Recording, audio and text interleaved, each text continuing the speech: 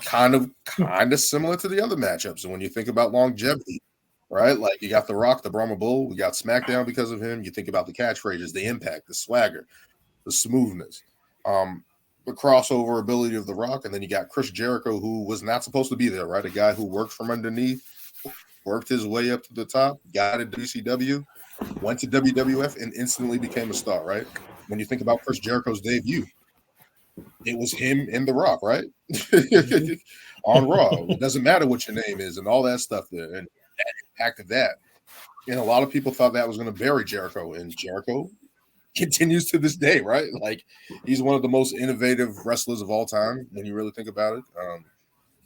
Where do you guys go with this one here? This is going to be a good one, I think. I already know my answer, but I'll let you guys go. Yeah. All right. See, I kind of know my answer too. Like Daniel said, kind of similar to the last bracket. I mean, you're comparing like a longevity versus impact in a sense. And when you look at, obviously the Rock, obviously we talk about, his catchphrases, his swagger. I mean, how many people wanted to be like the Rock, as a character? I mean, that's how influential that he was. When you talk about the multiple title reigns, the matches against Hulk Hogan, like Daniel mentioned, the 3 matches against Stone Cold Steve Austin, a feud that people actually were invested in, that they wouldn't mind seeing 3 WrestleMania matches out of. And then we. I mean, I'm just saying. I'm saying that. I mean, that's how great the feud was. And Austin still. Yeah, and then we look at Chris Jericho and his ability to constantly reinvent himself, all over the world. And like Daniel said, a guy that when he first broke into the business was thought of as just a regular, cruiserweight guy who's not going to do much. Yeah, a tadpole wrestler, exactly. Mm-hmm. And then along with his charisma and his in-ring ability, he was able to be successful in WWE, becoming the first undisputed champion, multiple reigns as the Intercontinental Champion. I mean, the man invented the Money in the Bank ladder match that we have today. It was his idea. And then we fast forward all the way to what he's doing right now in AEW, and even before that, and in New Japan, reinventing himself. And the man has so many names that's ridiculous in AEW. But even along with that run, I still gotta go with The Rock, because ultimately, his I feel like, and this might be controversial, I feel like his impact on the business is greater than Chris Jericho's longevity in the business. Wow. Yeah, it's debatable. It really is debatable. But when we look at the Rock's influence, I mean, for God's sakes, SmackDown is a word and now a second brand because of him. So if we want to talk impact, we have 2 brands because of The Rock, in a sense. For better or worse. For better or worse. Based on if we look at how WWE, if we're talking about evolution, and we talk about impact, we talk about evolution. He created the second brand based off of a word. Mm-hmm. So in a sense, yeah. So I gotta go with Rock. So see, yeah, and it is very similar to the last one. Short career, major impact, longer career, longevity, still big impact, but like. And see, I think this one is gonna come down to what Dan said. The last one, I think Jericho's in-ring work is what does it more. I don't know, maybe because he has that cruiserweight background and has literally been able to work with whoever. Yes, The Rock had the everybody's doing the people's elbow, the smack or whatever the moves that he did, sticking out your tongue, just saying, "Can you smell what the Rock is cooking?" Like, his impact, undeniable star power to still today. But for me, I don't know. Maybe because I'm more in tune with what Jericho's been doing lately, but still, I followed. Every time he came on, I feel like he could turn the stupidest idea into a hit. Like the man made a list, the most popular thing for a match that wasn't, should have been probably a main event, match, and it didn't end up going that way. But still, like, the Ayatola of rock and roller, like, which we still don't know what it means, but it sounds so don't know what it means. It means he's the man. That's all that matters, man. Exactly. And the man is still going. And even if you watch his matches, obviously, yes, he's aged. He's not flying around like he did before, but the man still does a damn lion salt with ease. Like, I think, and yes, The Rock, just like Steve Austin's fucking huge, like, SmackDown, like pie, like the Brahma Bull, which I didn't really get because he wasn't even really from Texas, so I don't know where that really came from. I'm like, the man's Hawaiian. Where's all this Brahma Bull stuff coming from? But anywho,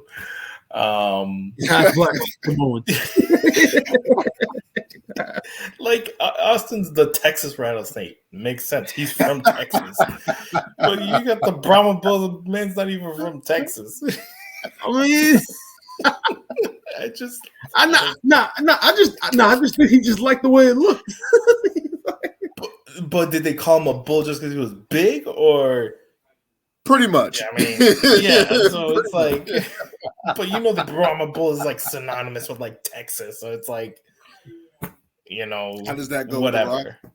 Yeah, I mean, look at the picture right now. His man has a cow vest.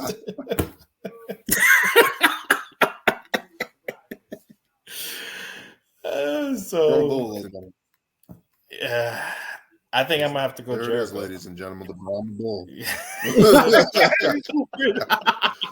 Oh man, that was funny. Way to shit on Aaron's entire gimmick. Good job. I'm not shitting. I'm trying to connect the dots. No, it makes perfect sense when you actually think about it. But as a kid, we never thought about that shit.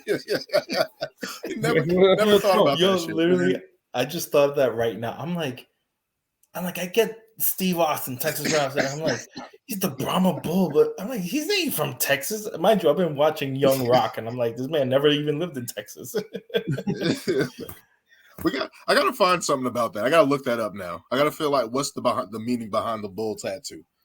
I don't know if he's ever talked about it. We gotta figure that out. I gotta look that up and see if there's I'm pretty sure he has, so it'll probably be out there. Yeah, there's probably some type of story or something along behind it, but that's funny. That was funny.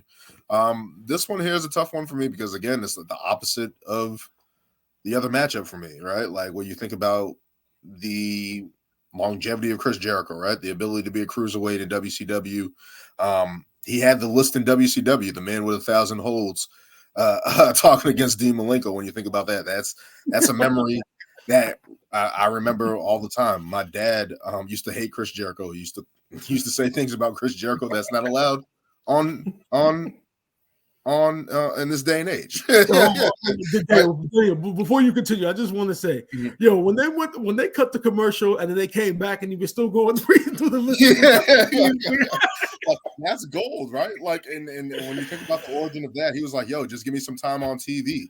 And the ability to get that over as a cruiserweight, like Chris Jericho, the ability to reinvent himself. We got the Y2J Chris Jericho. We got the serious Chris Jericho when he had the suits, when I thought was some of his best work. And basically calling everybody peons and talking shit to everybody. You think about his longevity in terms of just being able to work in the mid card, being able to be called up to the main event. The ability to go to New Japan, go to other ventures, not be afraid to do that, and then come back and still be relevant. You come back against Randy Orton, the Save Us thing, the breakdown on the code on the Titantron, all of that, the ability to come back with that, the ability to fights and had during I think 2012. I think that summer, right when they had the street fight and all that, and basically how that went deep into it, and you think about that, and just the ability of Chris Jericho, of course, the first undisputed champion, where people didn't think he was going to be pegged for that. The ability to carry that well. Unfortunately, he dropped it to Triple H, but he was still able to be in those conversations with those guys, and especially for a guy that wasn't supposed to be there. The technical ability in the ring, the ability to still go at this age, at this time and day and age. But to me, that's not the same iconic, legendary career as The Undertaker in the other conversation, right? Like, I just can't put him in that top tier against The Rock, right? Like, The Rock has been that guy day one, right? Like, we all know about the die Rocky die thing, but he was pegged for greatness, right? Like, kind of similar to Roman Reigns. They knew The Rock was going to be something. He was almost finished. They booked him that way. Remember JR and commentary. That's gonna be a blue chipper. That's gonna be the guy right there, blue chipper. So they had a plan for him. It just they knew they had something. They just had to find it. But it was kind of The Rock who kind of had to put that all together, right? Like, The Rock had to do that. And when you think about the Nation of Domination, you think about his swagger and that, and the back and forth with Farouk. Basically overtaking that group, the battles with Triple H and those two guys, titans of the industry, basically going at each other. They basically fought each other for like 4 years in a row, right? Like, when you think about that whole battle between DX and The Rock, Rock and Austin, The Rock was that guy day one. He was WWF champion within a year and a half. And you think about his impact and ability to stand on his own feet, and that impact that he's had, raising the eyebrow, the people's elbow, having the people captivated in his hands. I don't think Chris Jericho was there on that level in terms of promo work. And Jericho is hilarious. I love Chris Jericho. I think he's had great matches. I think he's had funny feuds, but The Rock was able to turn it up a little bit. And The Rock has been in with those dance partners that made you care about those feuds a little bit more, right? Like Triple H, The Rock.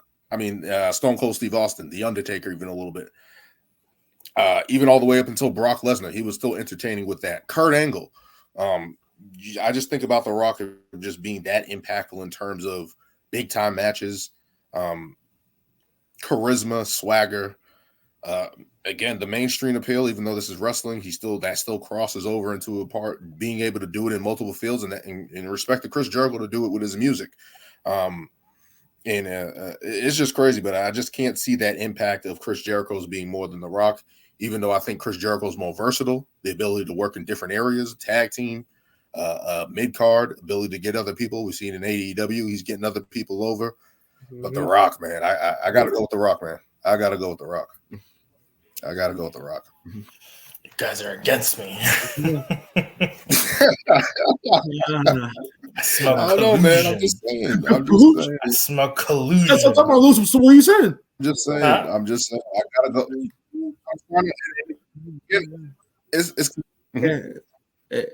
Lose. I just want to let you know, at the end of the day, we're all minorities, all right? I'm just saying. But it's 2 against 1, though. I'm just saying. I'm not trying to discredit Chris Jericho at all because of that longevity, right? That we talked about in the other conversation with The Undertaker. But I just don't think it's the levels of The Undertaker to be in this conversation right now. And as where it was Austin, I just don't know if it's there enough. I do, though, because, and that's the thing. This man chose to leave and then still be great, and to where he's at now, to literally, the music is incorporated in stuff now, and it's just yes, maybe he was still big, and yes, The Rock and Steve Austin are considered the titans during that time, but now the man is literally a living legend who's still going on, so I don't know. It's tough. It's tough, but I'm gonna go again. I'm gonna go with The Rock, man, because it's just. And I get it. I was a huge Rock fan. I wanted this man to come back so many times. Like I was like, dude, don't go. Yeah. You know, so Lewis, to help me understand. So you believe that Chris Jericho's longevity currently in the business and his ability to reinvent himself, that impact is greater than the impact that the Rock has had on wrestling? I mean, just think about it for a second. I know. Yes, I give The Rock the bigger impact, but I don't know. It's a shorter. It's literally the same thing as the Steve Austin. You know, Steve Austin had a bigger impact, but we're going to Taker because of the longevity. Mm-hmm. You know, so yes, like the Rock is literally on par with Steve Austin, and you know, if they were going against each other, I don't even know who the hell I would pick, but it's like I don't know. Okay. I'm going to say this about Chris Jericho. He has the ability to hang in the ring with those guys, right? Like he has the ability to be. If there was a feud with the Undertaker, he'll be able to have a feud with the Undertaker. If there was a feud with the Rock, which we've seen, he's able to do that. There's a feud with Austin, he's going to be able to do that. He's going to be able to hang with those guys. But in terms of in-ring ability, the longevity, is he better than? This is kind of how I look at it. Is he? Like, would you say The Rock's in-ring ability is better than Chris Jericho? No. I think The Rock has had great matches. I think The Rock is able to hang in the ring a little bit more and show a little bit more than what he was, but he's not a high flyer. He's not going to be able to do that. Like that's the type of more of a classic brawler, like stomp, size and strength. Blah. Yes, like I understand. Chris Jericho is always more submissions. Will fly. Will do all these other things and everything. That's where this is the thing. This is the thing for me. I'm trying to name a wrestler that is on par with this. Because when you think about The Rock, you think about Austin, you think about Undertaker, you think about Triple H. When you put Chris Jericho in that same conversation like that, you think of guys like Rey Mysterio, Chris Benoit, Kurt Angle.